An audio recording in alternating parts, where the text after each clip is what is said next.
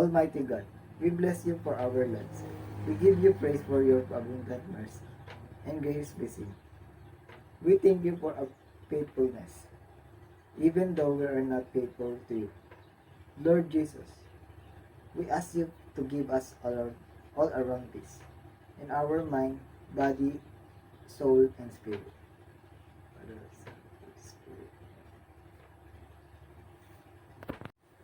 Good morning, class.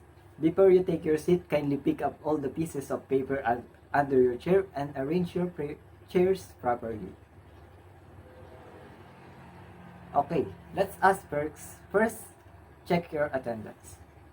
Class secretary, is there any absent today? Very good. Perfect attendance. Last meeting, I gave you an assignment, right? Kindly pass it to the front and I will check it later. Let us have a brief review for our last topic last meeting. Okay, class, can someone tell me what is our last topic? Yes, mister? Very good. From our last discussion, what is the importance of knowing the external and internal parts of a fish? Yes, miss? Thank you. That's right. It seems you really understood our last topic. Relax, listen, enjoy our discussion.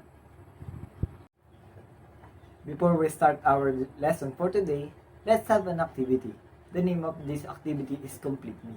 I know that all of you are familiar with this game. Kindly read the mechanics class. Class, did you enjoy our activity? Good. If you have noticed those words are related to our topic for today. Our topic for today is about aspects, classification, and methods of fish culture. For you to be guided in our discussion, kindly read our objectives first. I hope these objectives will be attained by the end of our lesson. Is that clear, class? But before we proceed to our topic, I want to ask a simple question.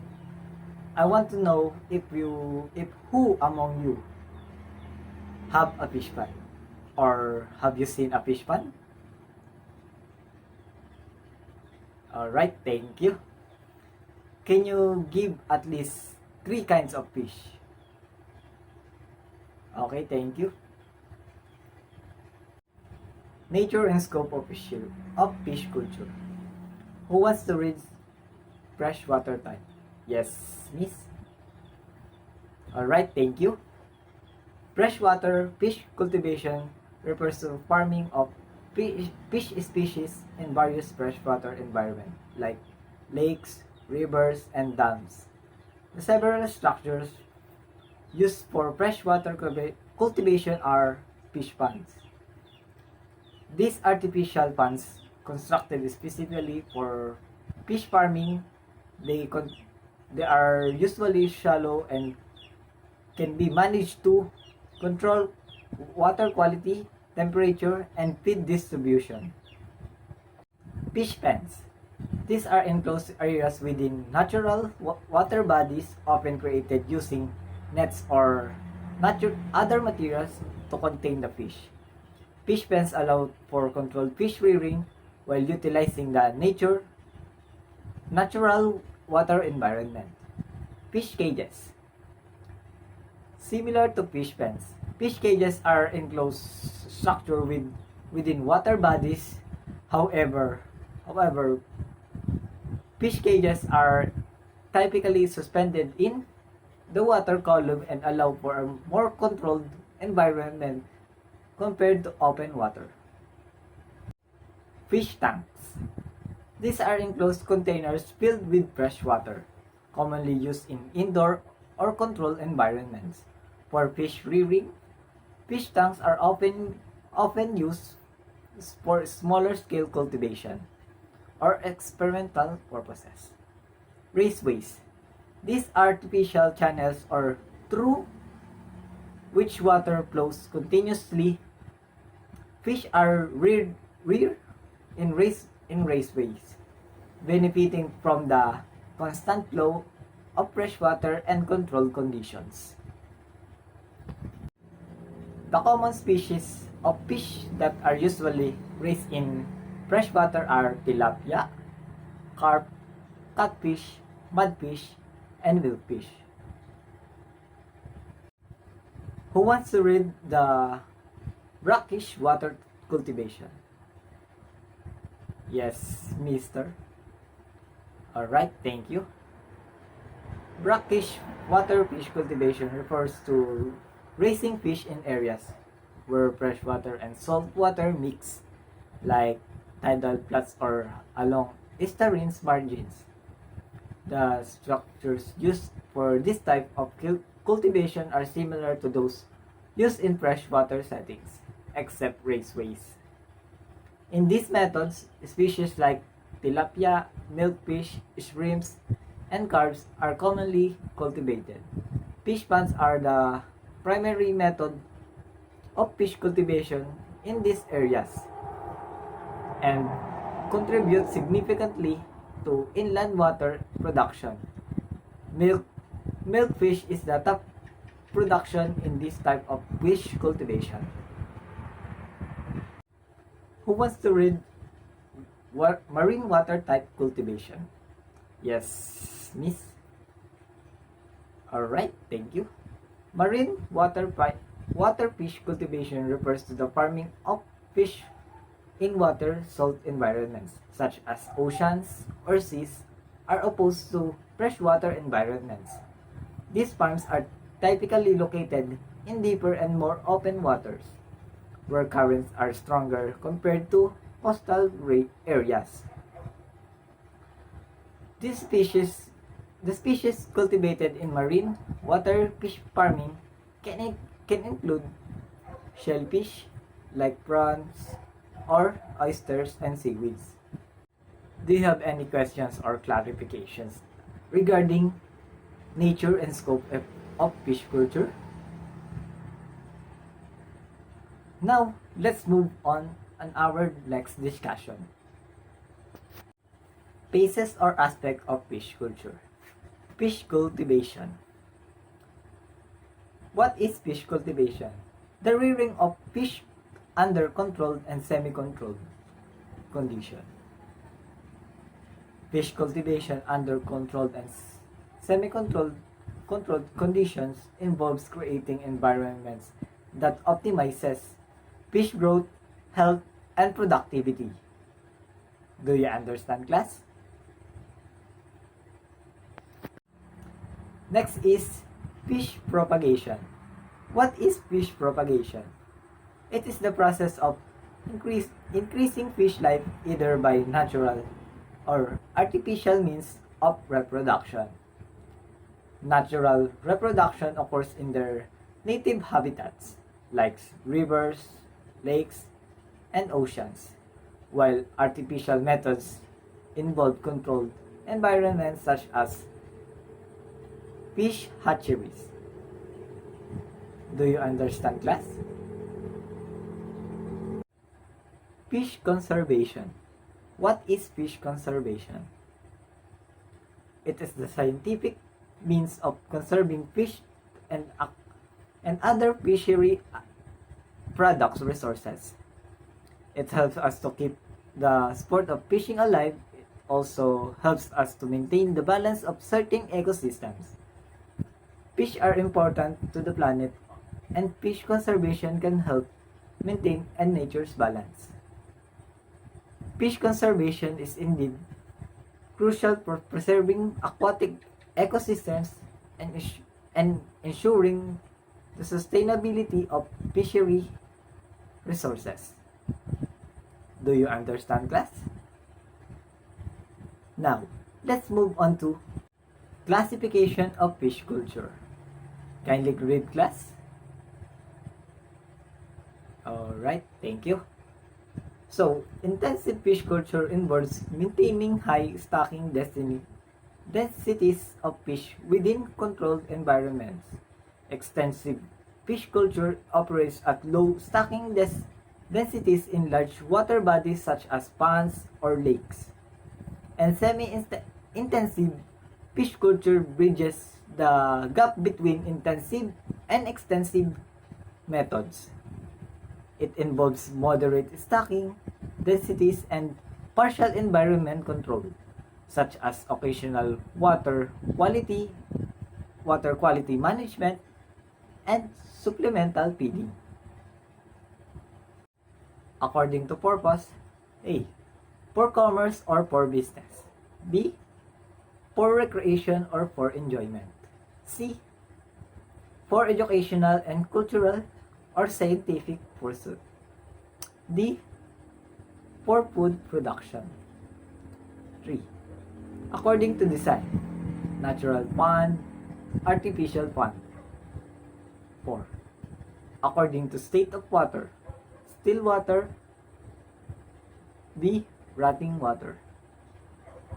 According to salinity, fresh water, brackish water, marine or salt water. According to temperature, warm water or hot water. B. Cold water. According to species race, freshwater species, brackish water species. C. Marine or salt water species. And now, let's move on to methods of fish culture. Based on the structures used in fish cultivation, they can be classified into 5 methods. These are the fish pond, fish pen, fish cage, fish tank, and open water method. Who wants to read fish pond? Yes, miss. Alright, thank you. The first method involves stocking fry or fingerlings, providing natural food, adding supplementary feed, and then draining the pond to retrieve the fish. The second method, used specifically for bounce, involves including the fish to swim against water current towards a catching pond using a gate where they can be scooped up. Who wants to read fish pen? Yes, miss. Alright, thank you. Using net enclosures in shallow, protected areas is smart for managing and protecting fish stocks. Using bamboo and wood materials for posts and braces is both sustainable and durable. Embedding the lower end into the mud to prevent escapes is a practical solution. And extending the upper end above the water to deter fish from jumping out shows truthful design. Who wants to read fish cage? Yes, miss. Start. Alright, thank you.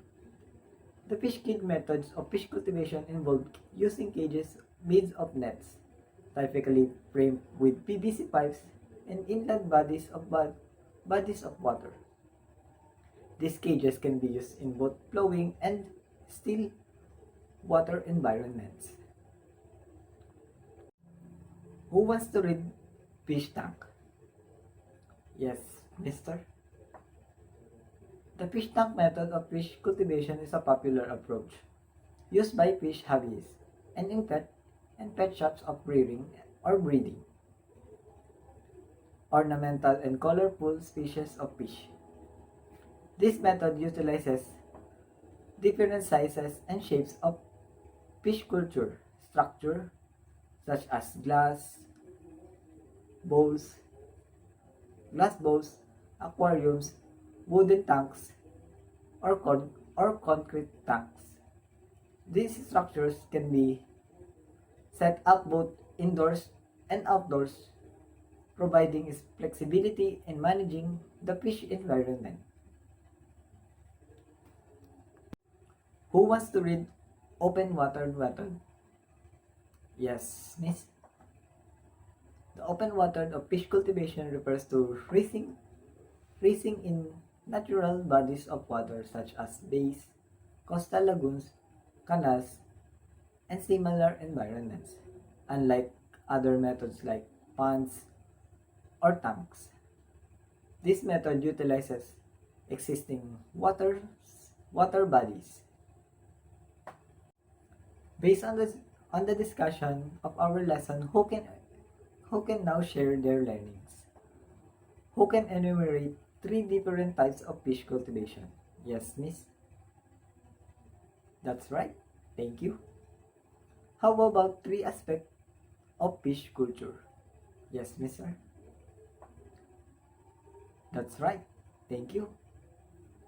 How about the five methods of fish culture? Yes. Yes, miss. That's right.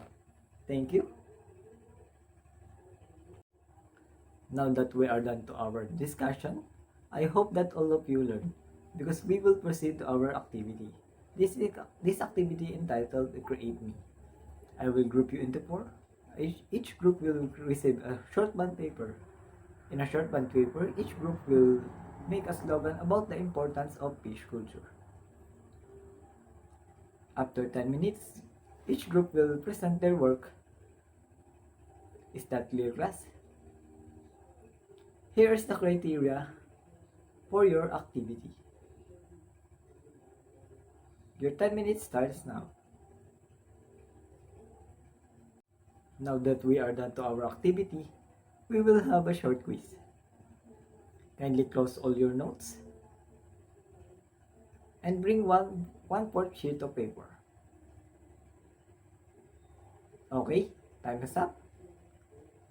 Pass your papers forward. Kindly get your notebook and write down your assignment. Are you done? Before you leave to the classroom, kindly pick up all the pieces of paper under your chairs. Praise be Jesus Christ. Goodbye, class.